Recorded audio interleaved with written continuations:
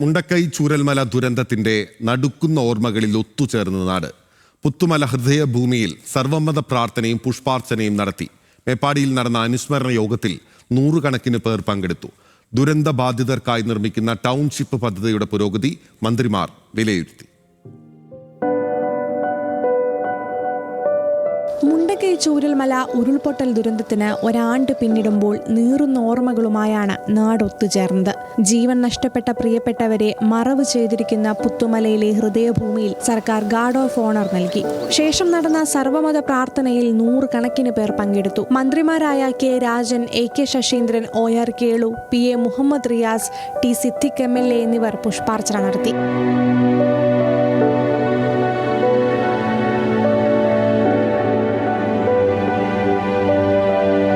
ജില്ലാ ഭരണകൂടവും മേപ്പാടി ഗ്രാമപഞ്ചായത്തും സംയുക്തമായാണ് മേപ്പാടി MSA ഓഡിറ്റോറിയത്തിൽ ഉച്ചയ്ക്ക് 12-ന് അനുസ്മരണ യോഗം സംഘടിപ്പിച്ചത്. ഹൃദയഭൂമിയിലേക്കും തിരിച്ച് മേപ്പാടി ഓഡിറ്റോറിയത്തിലേക്കും പ്രദേശവാസികൾക്കെത്താൻ KSRTC പ്രത്യേക സർവീസ് നടത്തി. ദുരന്ത ബാധിതർക്കായി നിർമ്മിക്കുന്ന ടൗൺഷിപ്പിന്റെ മാതൃകാ വീട് മന്ത്രിമാർ സന്ദർശിച്ചു. 49 കുടുംബങ്ങളെ കൂടി ടൗൺഷിപ്പിൽ ഉൾപ്പെടുത്തുമെന്നും മന്ത്രി കെ രാജൻ അറിയിച്ചു. ഡിസംബർ 31-നകം മുഴുവൻ വീടുകളുടെയും നിർമ്മാണം പൂർത്തിയാക്കാനാണ് സർക്കാർ തീരുമാനം. ന്യൂസ് മലയാളം, വയനാട്.